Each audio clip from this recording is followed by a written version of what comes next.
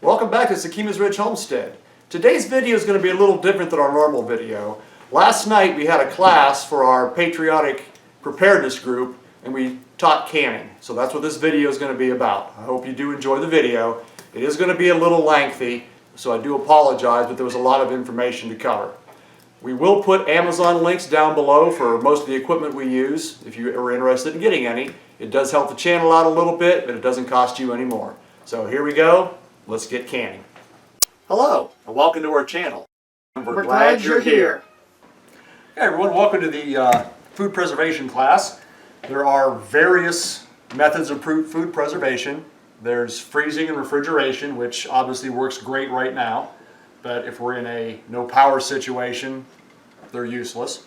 The old root cellars can kind of be considered a form of refrigeration, but it's definitely not as effective as a actual refrigerator.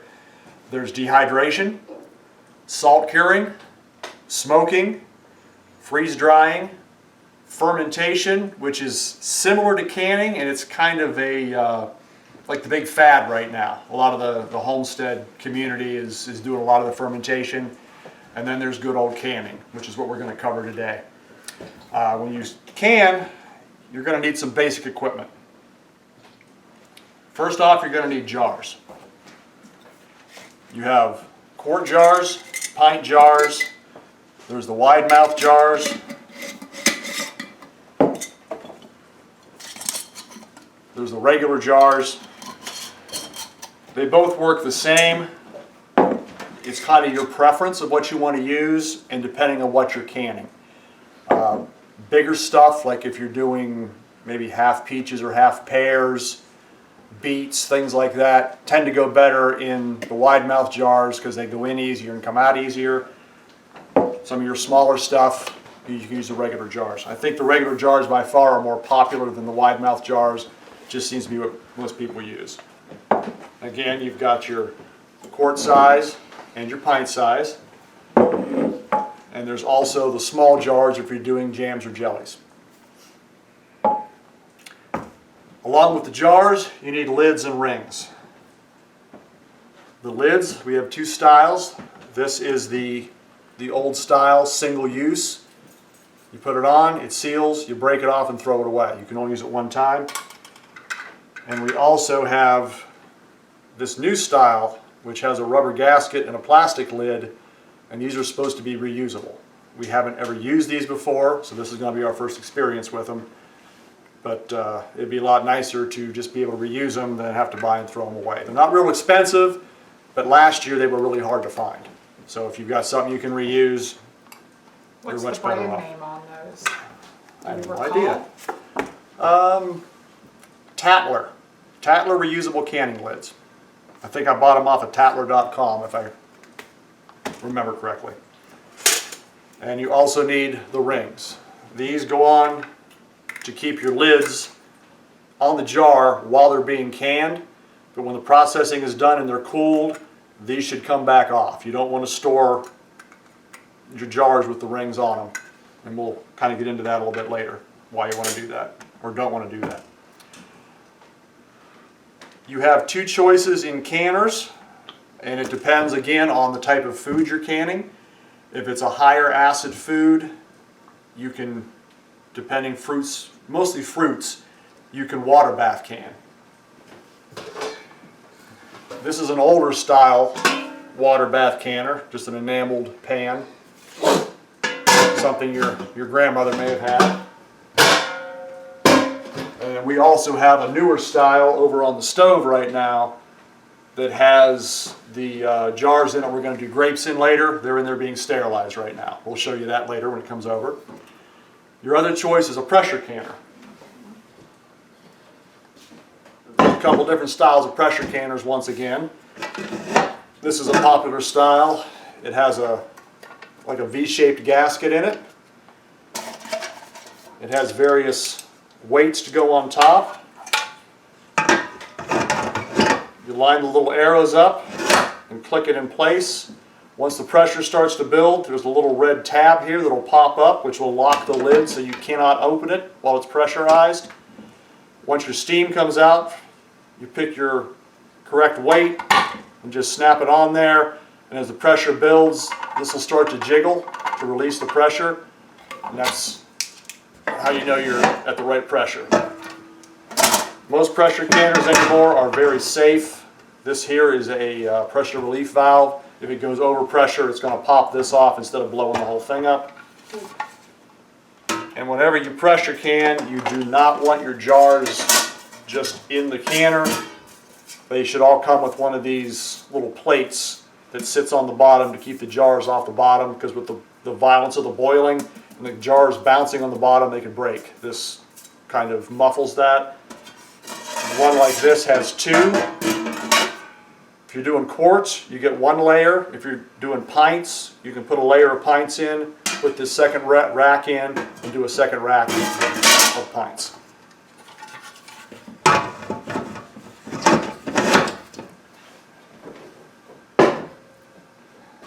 What's sitting over here is also a pressure canner. It is warming because this is the one we're going to use today. It has,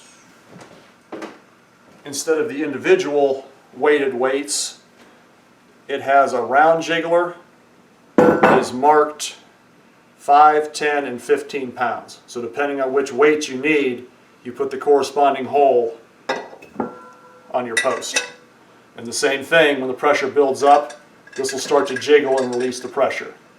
This particular canner also has a gauge on it. This gauge is only for reference because you've got the mechanical jiggler on it. Some very old style canners are gauge only, and we'll talk about those more in a little bit. But the old style gauge canners, I don't even know if you can still buy them or not. But what you want to try and find if you're needing to look for a canner is one that has the jiggler style, either this one with the gauge or just the individual like the other one. This one is an aluminum seal. It does not use gaskets. This is supposed to be a pretty premium unit. Again, we haven't used this one yet. We just got this recently.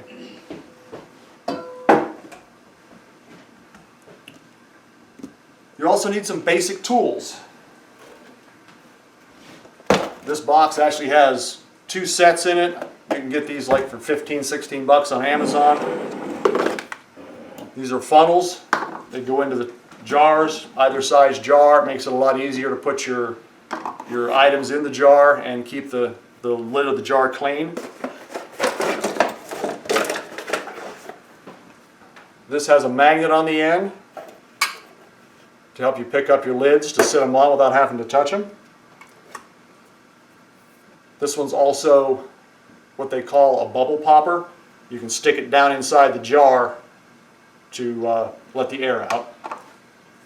This is another magnet without the bubble popper option. This again is a bubble popper, but it has a headspace gauge on it. Your recipe will say 1/2 inch headspace, 1 inch headspace. These notches correspond to those headspaces, and you can just stick it on the edge of your jar to know if you got the right headspace or not.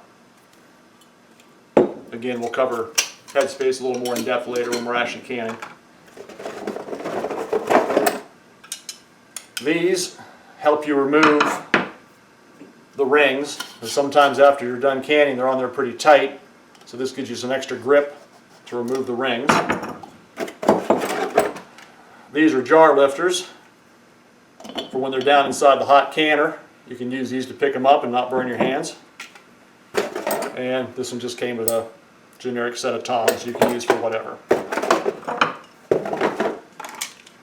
These tools aren't a necessity, but they make things way easier if you have them.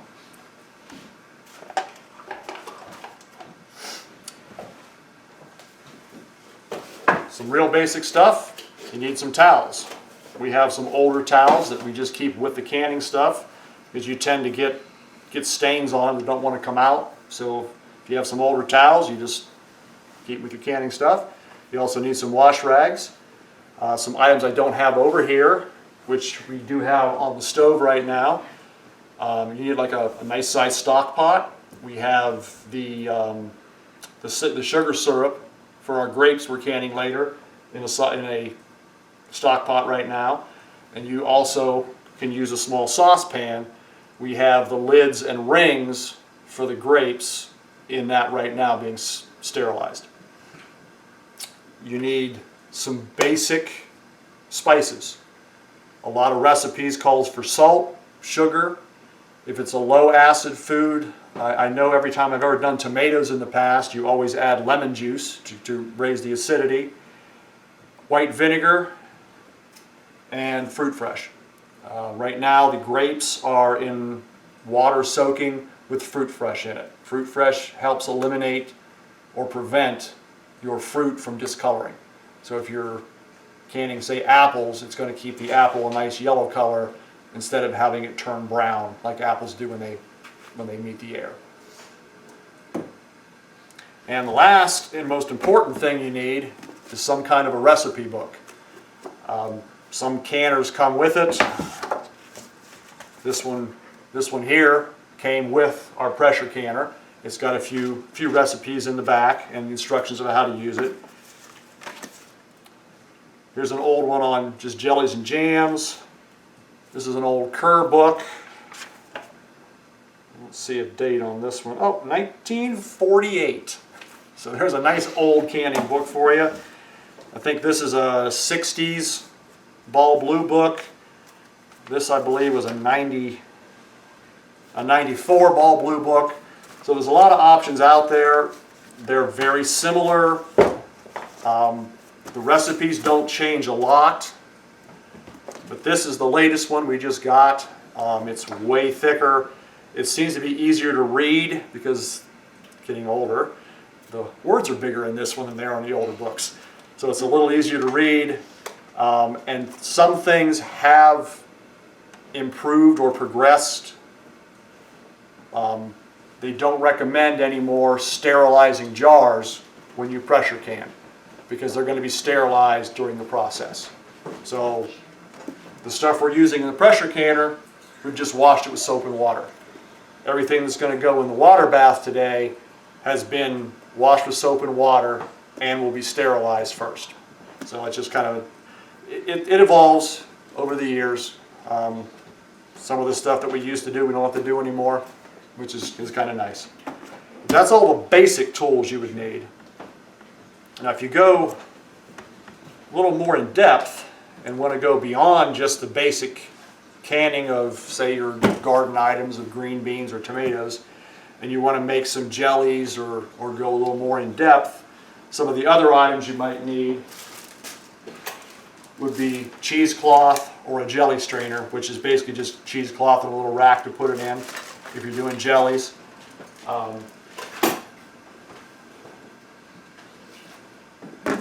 This is a food mill that you can, I've used this for tomatoes before and for making jellies and jams. It puts your product in the top, and when you crank it through, it's a real fine mesh screen. And there's various screens for what you're doing, but it'll let the juices and a little bit of pulp come out of the screen, and it'll push like your peels and things and seeds out the end as waste. So these come in pretty handy for doing like tomato juice or jellies or jams.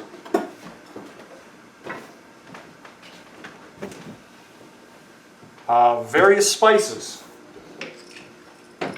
Just for example, cinnamon sticks and whole allspice. I use these when we do pickled beets. Just got some mustard seed, celery seed, some pickling spices. It just varies on what you are doing and what recipe you're using. They also make spice packets. This is for making bread and butter pickles, and this is for making salsa. It's pretty simple. You add some sugar and some vinegar, your tomatoes, all your spices are right there. And when you're done, you have salsa. Same thing with this. You add your little cucumbers to this, a pack of spices and whatever liquids it tells you, and you get pickles. So it's a quick and easy way of canning products like pickles and salsa. And they do have a few other products out there. This is just what we happen to have on hand right now. But these really cut the time down if you are wanting to do like salsa or pickles. One last for jelly. If you're going to do jelly or jams, you need sure gel. Or you're just going to have strawberry topping instead of strawberry jam. And another thing we have, which come in handy, are these storage caps. They're just a plastic cap that, let's say this is peaches. And we open this jar of peaches and we eat half the jar of peaches. When you're done, you just take one of these storage caps. Because this is often thrown away, put your storage cap on, stick it in the refrigerator. So if you've canned in larger quantities and you don't eat the whole quantity, these come in handy for keeping the rest of it good for later. And now we're going to cover some of the common mistakes that people make in canning. Some of these I've made, and I will admit to it when I cover them. But like I said, these are really common mistakes people make, and when you're messing with canning, the potential for botulism and getting extremely sick or dying, it's there. So you want to follow your recipes and not make these mistakes, because you're potentially messing with your own life if you do it incorrectly. The first is, if you have the older style canner that only has a gauge, you have to get it tested annually. I believe like for us, the Ohio State Extension offices have a way to test these. If you don't get it tested and your recipe calls for 10 pounds of pressure and it's off by 2 pounds and you're only running at 8 pounds, you're not doing it right. So you got to make sure, if you have the type of canner that only has a gauge, that you get that tested annually. This one doesn't matter. As I mentioned before, it's got the jiggler on it. That's physics. That doesn't change. It's a weight. It pops off at a certain pressure. We're good to go. This is only here for reference on this one. But if you don't have a jiggler, you got to get that tested. Another common mistake, which I always used to do, is when you're done with a water bath canner, you should take it off the heat and let it sit for 5 minutes before you take the lid off and take your jars out. I usually canned a lot of stuff at one time, so as soon as it was done processing, it was yank them out, get the next batch in, and go. It's a marathon. You don't want to do that. You want to wait for 5 minutes at least before you take your jars out to let them cool. Same thing goes with a pressure canner. When it's done processing, you take it off the heat, let it sit, let it return to 0 pressure naturally. Same thing. I've got 5 canner loads of green beans sitting here. My canner's done processing. I'm over here doing this, trying to get the pressure out. I'm pushing on the pressure relief, trying to get the pressure out. At some point, I'm just taking this off and letting the steam blow out of there. Don't want to do that. I won't do it anymore. That's very common mistakes, and that's another reason why we have 2 pressure canners now. Because if we do have a lot to do, we can run a load in that canner, take it off, let it return to 0, start the second canner. Because it's very important with the recipes. The processing time includes that depressurization time and cool down time to do it properly. Another common mistake with the pressure canners is not letting steam vent for 10 minutes. Once you put your lid on and bring your heat up, it'll start steaming out of that vent. It should steam solid for 10 minutes before you put your weight on. So it's another important thing to do. Another mistake is making up your own recipe or canning the way Grandma told you to can. It's not always right, and it's not always safe. That's why this book is so thick and why there's so many recipes in here. These are what work safely if you follow the directions. So you don't want to make up your own recipe. In accordance with that, you don't want to add extra ingredients. Oh, I like more peppers in my salsa or more onions in my salsa. It might be okay, it might not. You want to follow those recipes.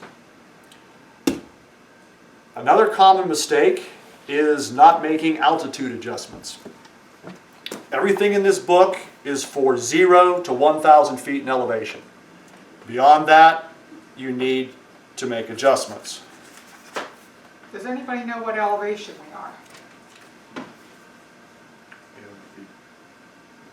What? 800 feet. That's what I always thought too. We're incorrect. With the pressure canner, 0 to 1,000 feet, everything in this book for the most part is 10 pounds of pressure. Anything above 1,000 feet, you're supposed to go to 15 pounds. If you're water bath canning, it's a time issue. 0 to 1,000 feet is whatever the recipe tells you. If you're 1,000 to 3,000 feet, you have to add 5 minutes process time. 3 to 6,000, 10 minutes. 6 to 8, 15, and 8 to 10, 20. So the higher your elevation, the longer you have to process, or the more pressure you have to use.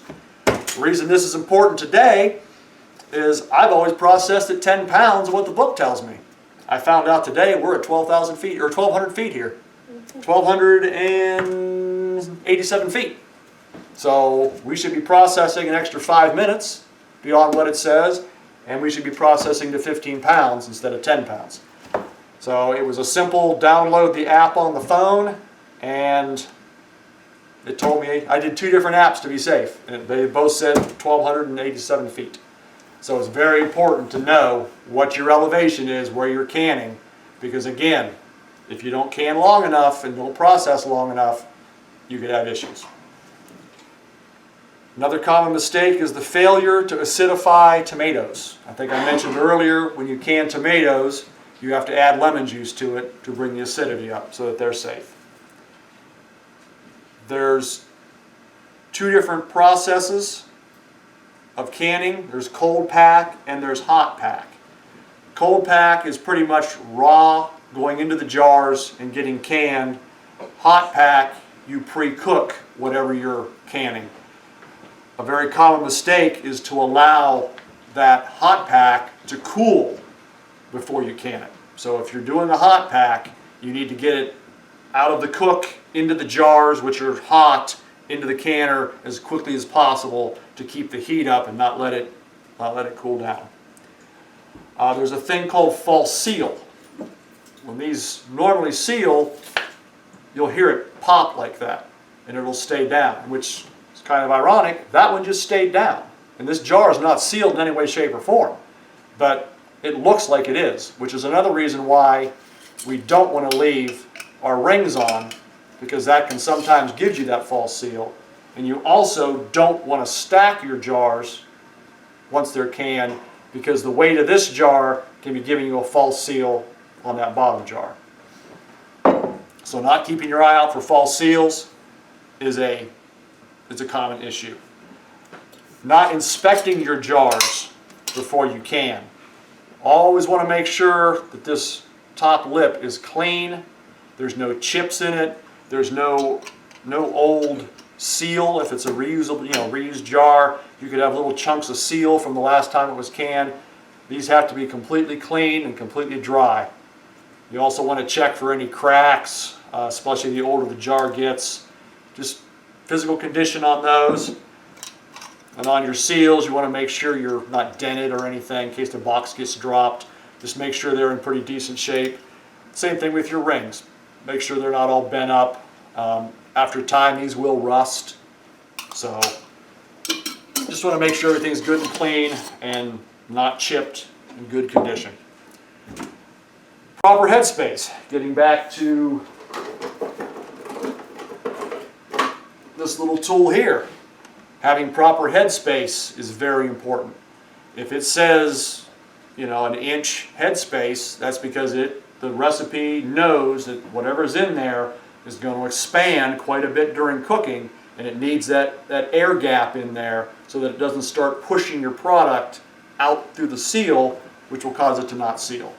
So following the headspace guidelines is extremely important as well.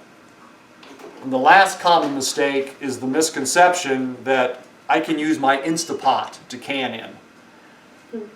They don't maintain a true pressure long enough that's required for canning. If you're pressure cooking, Instapotting, say pork chops, to eat that night, it doesn't matter if it's 8 pounds, 6 pounds, 10 pounds. They're going to be cooked so you can eat them. But when the recipe calls for 10 pounds for 20 minutes, and that Instapot's at only 6 pounds or 8 pounds or whatever, it's just like your gauges. You've got to make sure you're at that right pressure.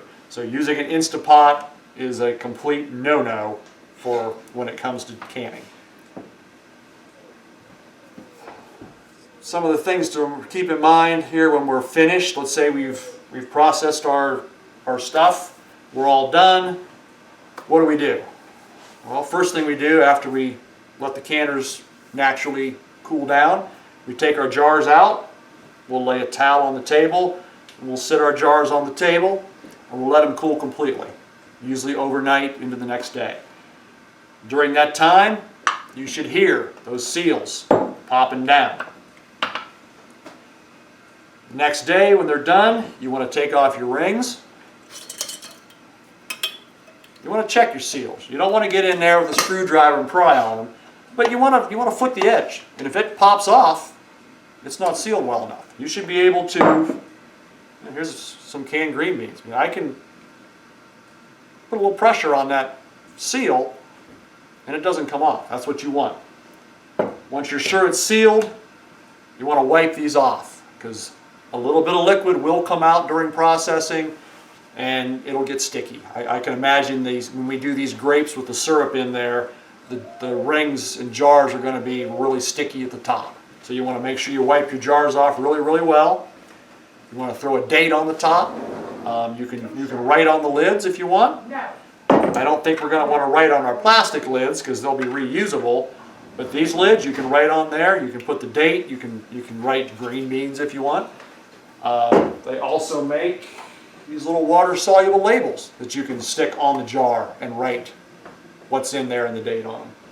And then when they're done, they just wash off when you're done. I'm going to store these in a cool, dry place if possible. We keep ours in the basement, the old canning shelf down there. They're going to be good for several years. These are 2018s. I hope these aren't 81s. These are 2018s, and these green beans are still good. And the last thing on after you're using these is look at it. Okay, I go downstairs, I grab my green beans and bring them up. I'm going to check my seal, make sure it's still on there. I'm going to look and make sure they look good. They're not a weird color. They're all still covered in liquid. Everything looks good. Then I'm going to open them and use them. We had some corn, like a week or so ago, that we brought up, and the liquid was a little low in there, and the top corn was kind of gray colored. So those emptied, went in the scrap. Might have been safe, but somehow I don't think gray corn's very safe.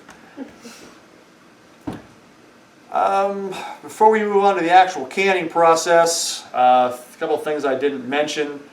When you buy new jars, they normally come looking like this. They'll have a ring and a seal already on them. If you buy them at, say, Goodwill or something, or a garage sale, usually they're like this. You obviously have to have rings and seals for every jar. You can buy ring and seal kits like this one. This one has a box of lids or seals and the rings in the box. Some of them will just have the seals in the lids and not a separate box like that. If you have enough rings, you can buy the seals separately. These are 12, usually 12 a piece, and available in both sizes. Something to stock up on. If you see them off of canning season, Find them. Yeah. it's a good idea to pick them up, because like I said, last year canning stuff was almost impossible to find last year. It was because of COVID or what it was, but you just could not find rings and seals. And if you did, they were asking ridiculous prices for them. I mean, these should be what, like a couple bucks a box? Like 3 1/4 at like Dollar General or Yeah. something, and they were running 15 a piece. Yeah, If so- you could find them, Supply and demand. they were unreal. So if you see them and it's a good price, go ahead and get them. And I mean, this is a very old box. They're still good. I think we got these at like a garage sale or something. They're still good. So Yeah. Just find them cheap, My pick 'em up. sister Renee gave me some that I'll bet they're 10 years old, but they're fine. all right, now let's get into the nuts and bolts of the actual canning. Okay, we've already brought our grape stuff over here to start canning the grapes. But before we start, I want to cover a couple last items. Canning, you can do it two ways. It can be an event, like tonight. We're canning a bunch of grapes. We're canning a bunch of chicken. Let's say your uncle brings you a bushel of green beans, or you have 15 chickens butchered, or you get a deer, whatnot. That's going to be an event. You've got a lot of stuff to can all at once. Canning is also a process. If you've got a garden and you get, enough green beans to fill this pot up, you don't want them to go bad, so you might only can 3 jars of green beans. You might can 4 jars of tomatoes. You need to can it when you have it so it doesn't go bad. So it can go either way. It can be a process or it can be an event. Remember, clean, clean, clean. Wash your hands repeatedly. Wash your jars. Wash your utensils. Sterilize if you need to, if you're doing the water bath. Keep it clean and follow that recipe, which is what we're going to do now. We're going to start with these grapes. I have already, to save a little time, the first step it says is to put a half a cup of your syrup, which we've made a medium sugar syrup, in your jars. So we've already put our syrup, half cup syrup in the jars. Then we're supposed to fill the jars with our grapes that have been sitting in this fruit fresh to keep them from discoloring. And this recipe calls for a 1/2 inch headspace.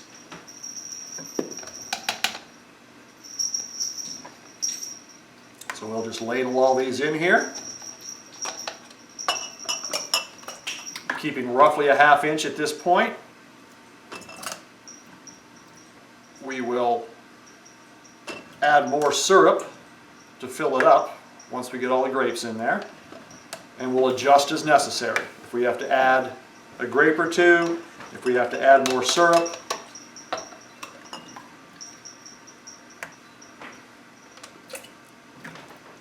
until all the jars are filled. Okay, we've got all our jars filled. We're pretty close to a 1/2 inch on all of them. So now it's time to ladle more syrup in to cover the grapes.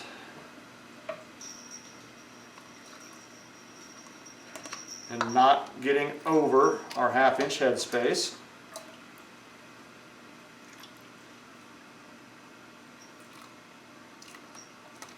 I'm just using the bottom of the funnel right now as a rough gauge. It's a little more than a 1/2 inch, so as long as I stay at the bottom of the funnel, I know I'm not overfilling my jars.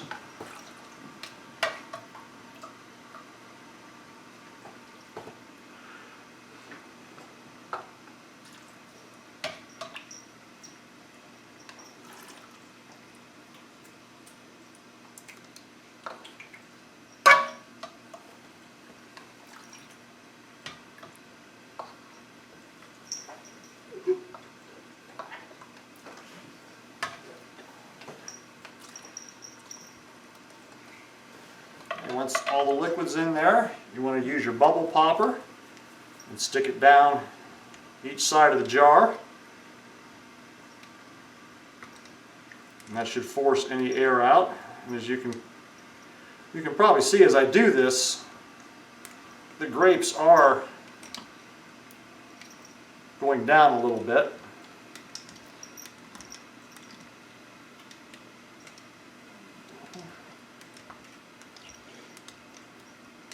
So we'll be able to add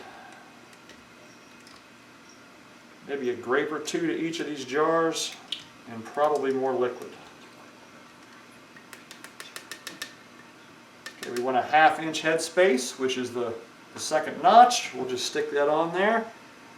We're pretty close. That one's down pretty good. That one's down. So a couple of these back ones are down a little. So we'll add a couple grapes to that one. A couple of this one. This is working out well. All the smaller grapes are what's left in this bowl.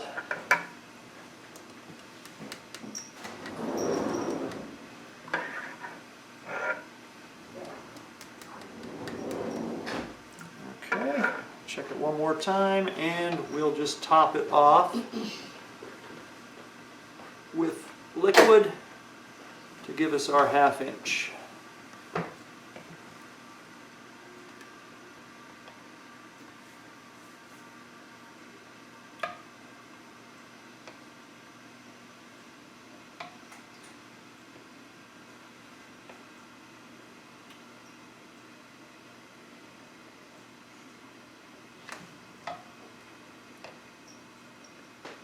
Alright, now that we're at our 1/2 inch headspace, next step is to wipe the top of all the jars to make sure there's no syrup there.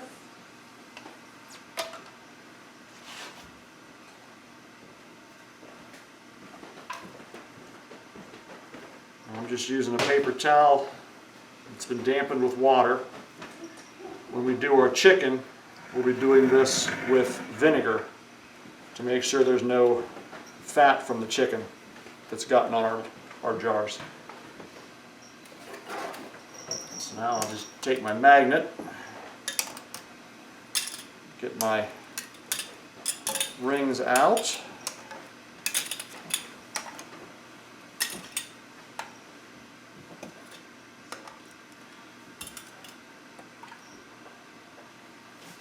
Stick our lids directly on the jars.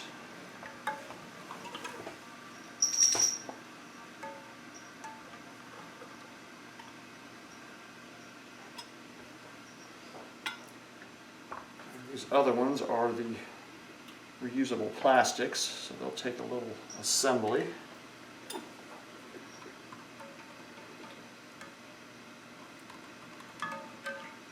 Said we have never used these before,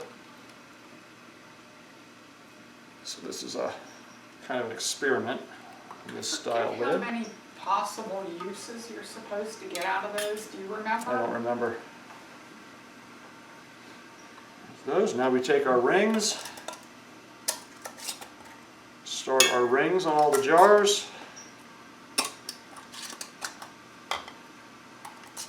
Just kind of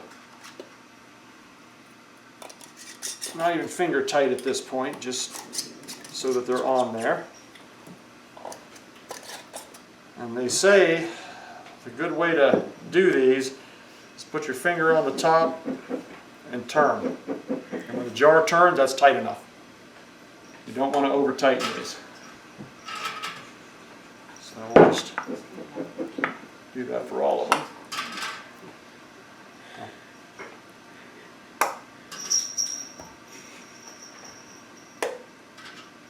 Do this a few times, you kind of get the feel. So it's just like hand tight. You don't want to put any pressure on them at all. Just enough to keep them together. Okay, they are all loaded in the canner. The next step will be to lower these jars down into the water. And we want to make sure there's at least 2 inches of water over top of the jars, which we have plenty of. We'll stick this lid on, put it on the stove, get this rolling into a boil, and in and then we will start processing our chicken. Okay, our grapes are in the water bath canner over on the stove. It is getting up to a boil. Once it gets to a boil, we'll maintain that for, recipe calls for 10 minutes. We're higher elevation, add 5 minutes. So we'll process that for 15 minutes. Then they can cool down and come out. In the meantime, we're going to start our chicken. So what I've already done, to save time, I've already got 6 jars ready. We'll pack the last amount of chicken in this last jar. This recipe calls for 1 inch of headspace. Now, kind of a nice thing, works out that these funnels, it's 1 inch of headspace. So if I put this chicken in there and pack it down towards just the bottom of the funnel, we know we're at 1 inch headspace. Next step is to top these off with hot water. So we'll just add water just to cover the chicken. And like before, once these are all filled with water, we'll hit them with the bubble popper to make sure that all the air is out.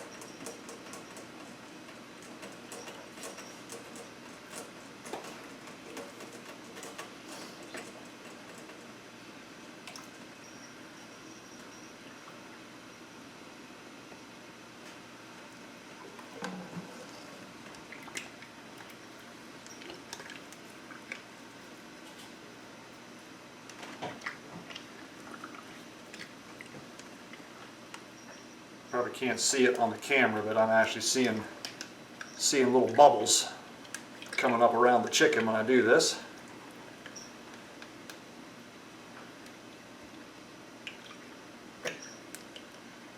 This jar here has a little bit less chicken than the other ones do, but that's not a problem. As long as our water portion goes up to the 1 inch headspace, we'll be good.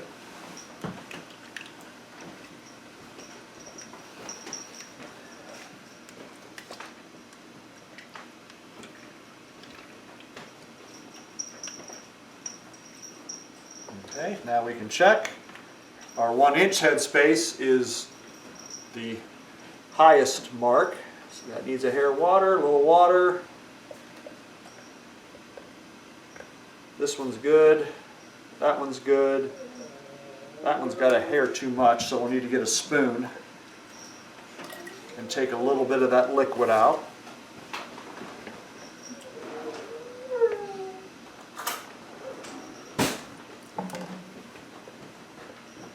Good, good, good.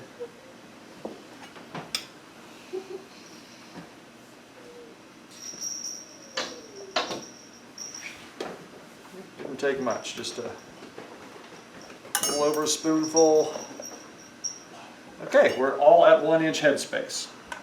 So now since this is meat, we'll take a little bit of white vinegar and we'll wipe the tops of these jars with white vinegar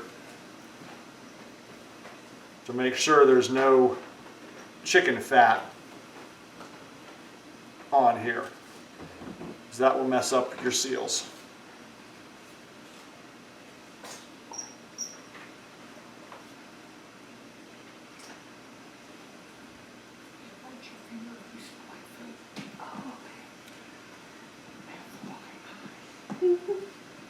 Okay, now we can put our lids on.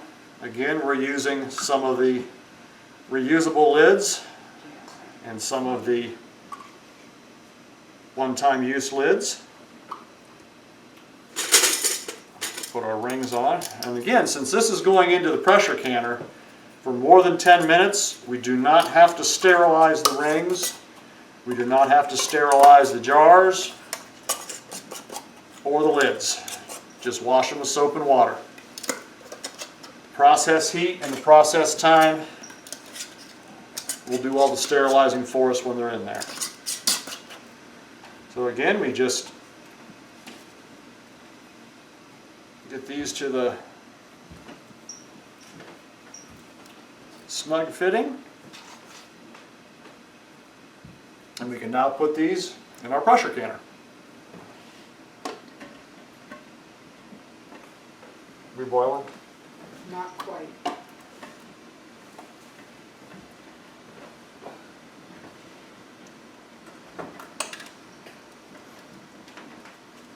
And the pressure canner's been over here heating most of this time with about 2 inches of water in it. Once your jars are in there, you want to make sure that the water does not cover the jars. And in our case, it does not. We're in good shape.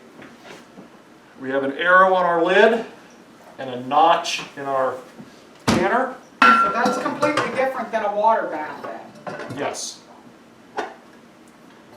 Line up our notch and our arrow. Turn it. There's a couple little hooks here, safety hooks, get you in position. This kind of canner has the little wing nuts. We'll want to tighten these down across from each other. Just kind of snugging them at first, and then tighten them down. Don't have to go heavy, just lock them in position. Now we will increase our heat and wait for steam to start coming out of here. We'll give it 10 minutes of steam. Once we have a good solid 10 minutes of steam, we'll take our jiggler weight, and again, since we're over 1,000 feet here, we will have to go with the 15 pounds.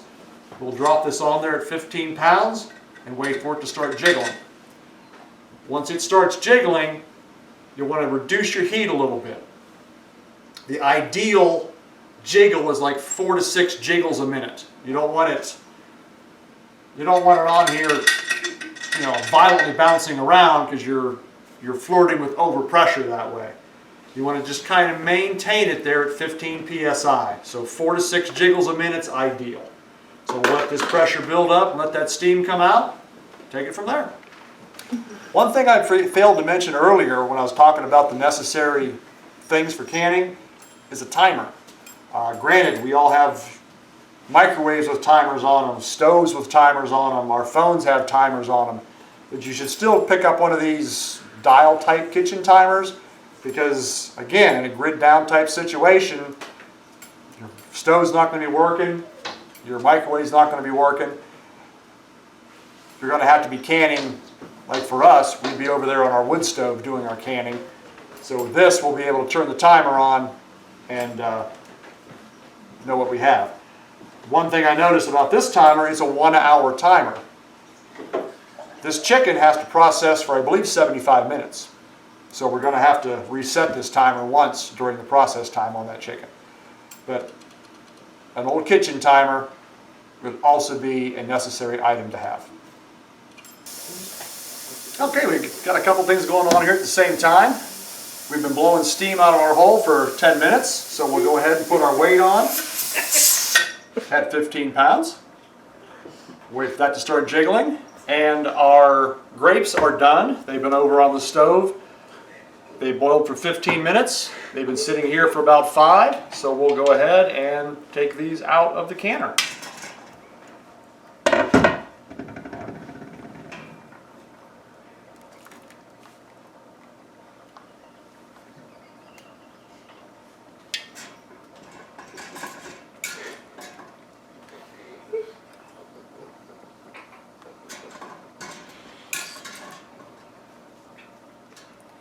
I'm going to keep these an inch or 2 apart.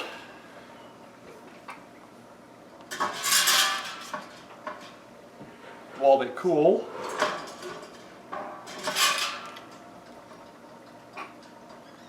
They do look white. Yeah, they have white and the liquid is going kind of pinkish purple. All right, we'll let those sit there and cool, and in a few minutes, hopefully, we'll start to hear these jars drop down for seal.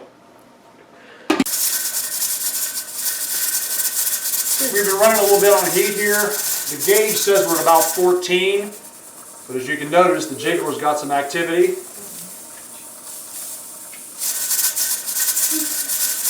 It's a little much. So what we'll do now We'll reduce our heat a little bit and just keep playing with our heat a little bit to keep that right at 15 psi. Now we'll set our timer for an hour, and once that hour's gone, we'll have to go another 15 minutes, because we need 75 minutes process time at 15 psi.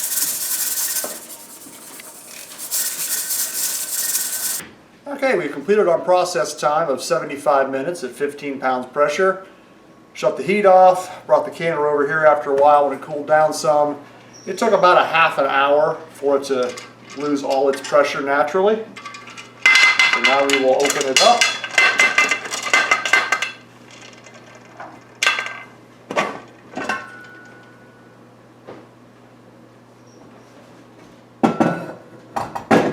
And remove our chicken.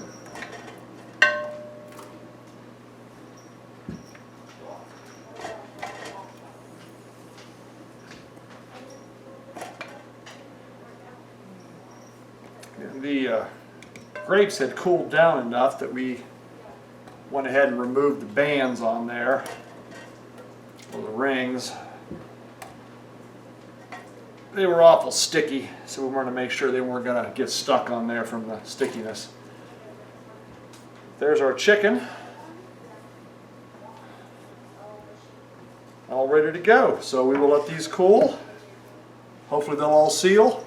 Then we will tomorrow probably take the rings off of these because it's getting pretty late in the day. Everyone that was at the class already left because it was taking, 75 minutes of process time and another half hour sit time. So if you have any questions, you can put them down below in the comment section on canning basics. Hope you enjoyed the video. Have a wonderful evening.